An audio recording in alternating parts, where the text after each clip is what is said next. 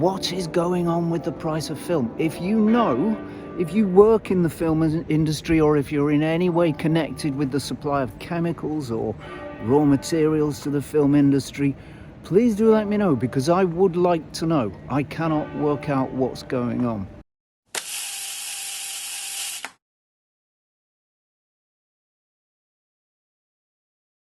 Hello everybody, welcome back. Today we're going to talk about prices. What's happened to the price of film? What is happening to the price of film cameras? So we're all about prices today.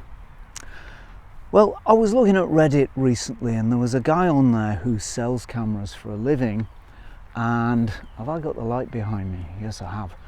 He sells cameras for a living, and he was talking about a drop in prices that he's noticed recently. Since May, he said, by about a third. That is prices of the film cameras that he sells. Now that could be because of one of two things. It could be, well, it might be a kind of a double-edged sword actually. It might be that the recent massive rises in the price of film that have happened, certainly here in the UK, pushing it to absolutely preposterous levels that I'm not sure we've ever seen before, coupled with the rises in all of the other things that have risen lately, from petrol to you know, little bits of things that you might buy in the supermarket. It could be that all of those price rises taken together mean that, you know, people are just not buying film cameras, not shooting film in the same volume, in the same numbers that was being done a little while ago. It might mean that might be the reason for it. Or it might be that the price of cameras that recently increased massively over the past couple of years, price of film cameras rose massively. It might be that those price rises have actually finally found their readjustment point, their balance point, the point beyond which they can't go any further and just have to come back down to earth.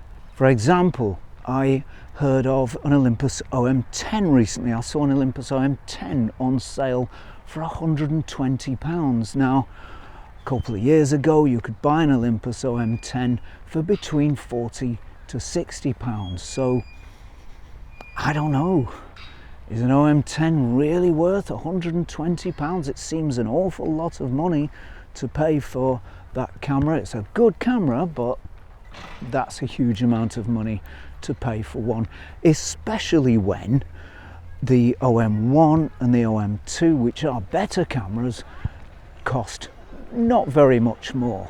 So is an OM10 worth £120? Well, I suppose worth is really decided by what somebody's going to pay for it. That's the final arbiter of value.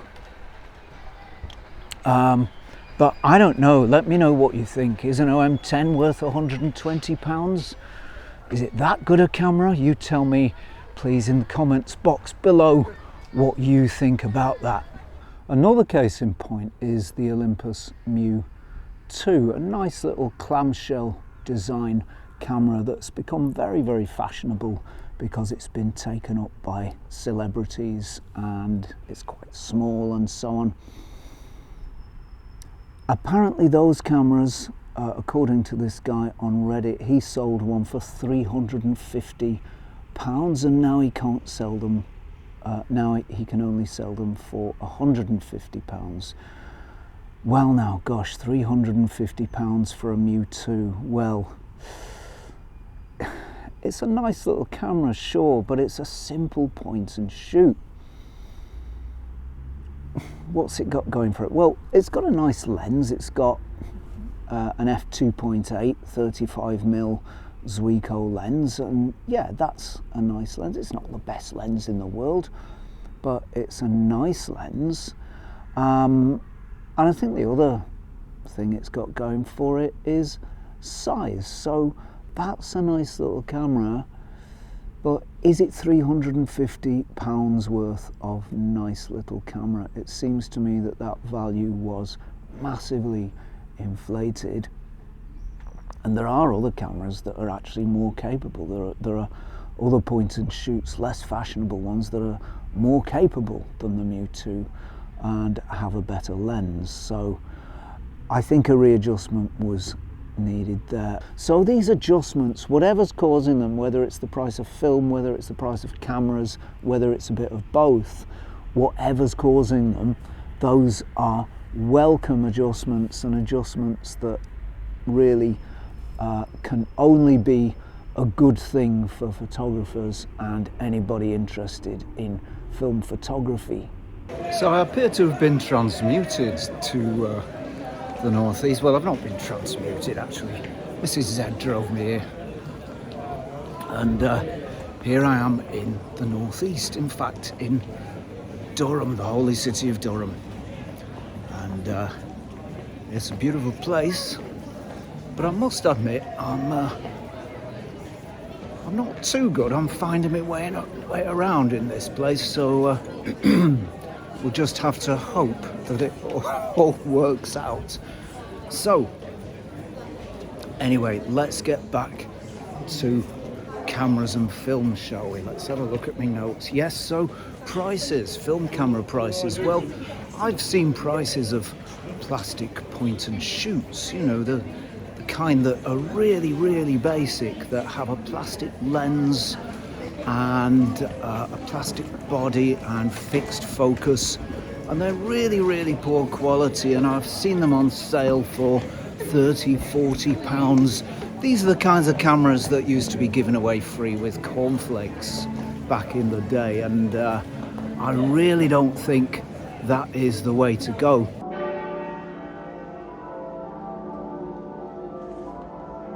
And on a similar note, what the flip has happened to the price of film these days? It really has gone absolutely insane. I've really never known anything like it.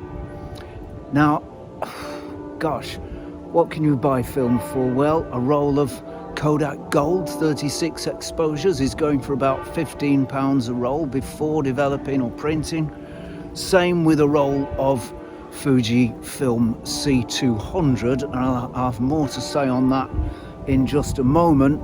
So that's an astonishing price for a roll of film. I was told, I went into my favourite film supplier recently, Snappy Snaps on Holborn, and they're really good. If you want good developing, go to those guys. I have talked in the past about how film developing skills, colour film developing skills, do seem to be being lost, or people are not paying really particular attention to what they're doing, or maybe they haven't been trained properly. Maybe the skills are dying out compared to what they once were. But if you want really good developing and printing, go there. If you're anywhere nearby, if you're in London, go there. They are fantastic. But anyway, back to the main point. The guy in there told me a couple of months ago that film would be increasing in price, there would be a lot of shortages. This was pre the war in Ukraine as well, pre that terrible, disastrous conflict. So something's going on with film. I can't really work it out, because, you know, why would prices need to be so high? Sure, the market's shrunk, but it seemed that film companies were doing fine up until very recently on that smaller market. The market's grown massively compared to what it was 3 or 4 years ago. So, you know, there's plenty of customers. I would imagine the economies of scale are there. Do correct me if you know better. I'm not an economist, but I would imagine that those are in place. So what is going on with the price of film? If you know, if you work in the film industry, or if you're in any way connected with the supply of chemicals or raw materials to the film industry, please do let me know, because I would like to know. I cannot work out what's going on. In the 1970s, you could buy a roll of Kodak film, 24 exposure film, for around about £2, as I remember, somewhere between £2 to £3. A roll of Polaroid pack film, the square ones, the 88 pack film, that was £4. I remember that because I had an early or plastic Polaroid camera at the time. So Polaroid film prices seem to have stayed reasonably stable. The last roll of Polaroid film I bought, SX70 film, was I think about £18 to £20, something like that, for 8 shots. Yeah, so the way things are going, it's not going to be too long before it's going to be, well, not much more expensive to shoot Polaroid than it is to shoot 35mm roll film. I've even heard of some films, the more exotic films, going for up to £100 a roll. People are paying it, and that's the situation that we find ourselves in at the moment. A really absolutely astonishing situation. I can't work it out. If you know what's going on, please do let me know in the comments box. Thank you. Film stocks seem to be decreasing as well. The number of available film stocks seems to be decreasing. So I did hear, again, correct me if I'm wrong, I may be wrong, I did hear that the current crop of my favourite ever colour film, that is Fujicolour 200, the current crop of that is actually repackaged Kodak Gold. And as much as I like gold, it is a beautiful film. It gives lovely warm colours and lovely warm tones, but as much as I like Kodak Gold, I've got to say I like Fujicolour more. And how is it that that needs to change? I really don't get it. There was a big market for Fujicolour film. It's a beautiful film. A lot of people prefer it to Kodak Gold. It's a nice, cool film. If you don't want the warm look of Kodak, there was always the nice, cool look of Fuji. I loved it in and of itself anyway. But there you go. Again, if you know why that should be, let me know, because I can't work that one out. So I've shot plenty of cinema film, repackaged cinema film, Kodak cinema film, but I don't know, that's got remjet on it. It's perhaps not the most ideal thing to use. You can't develop it in C41, and you can't put it through a C41 developing machine.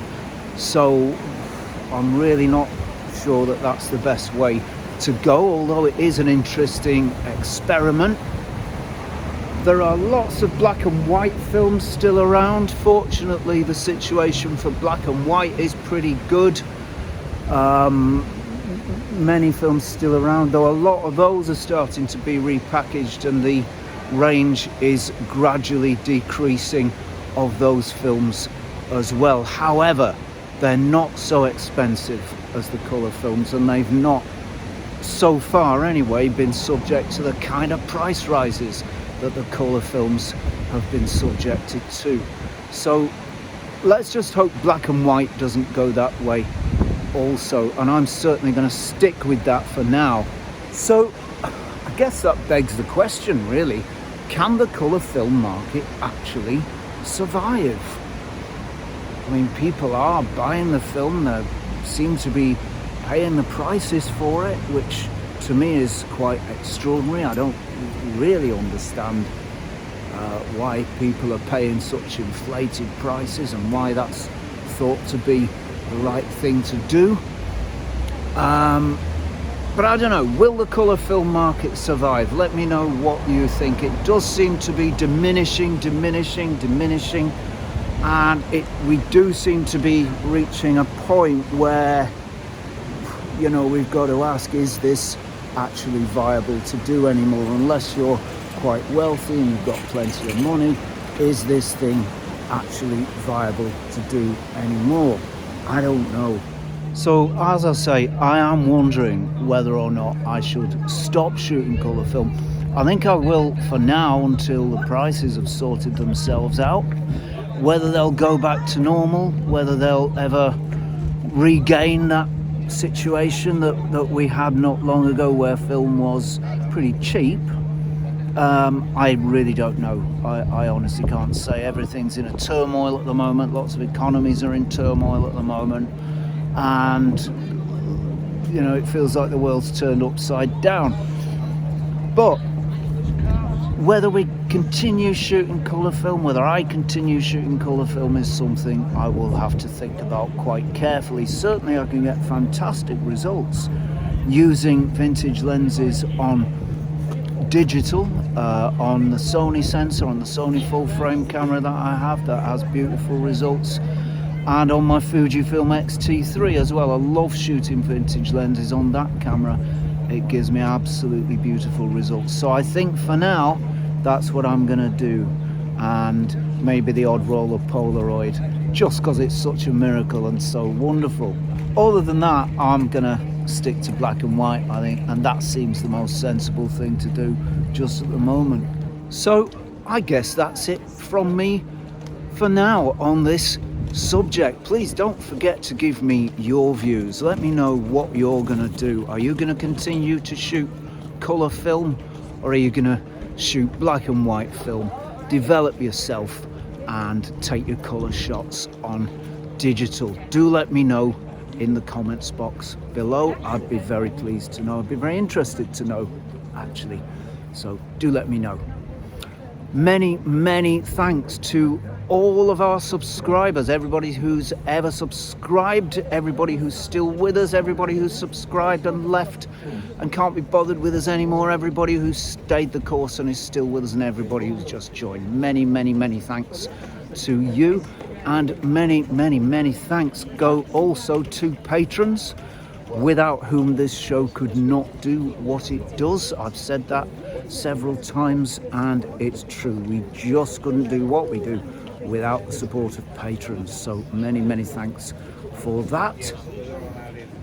If you enjoy the content on this show, why not consider becoming a patron yourself? It's quick and easy to do, and you can do it over at patreon.com/Zenography for no more than one of your Earth dollars per month, or at least from one of your Earth dollars per month. That would be very much appreciated. Thank you.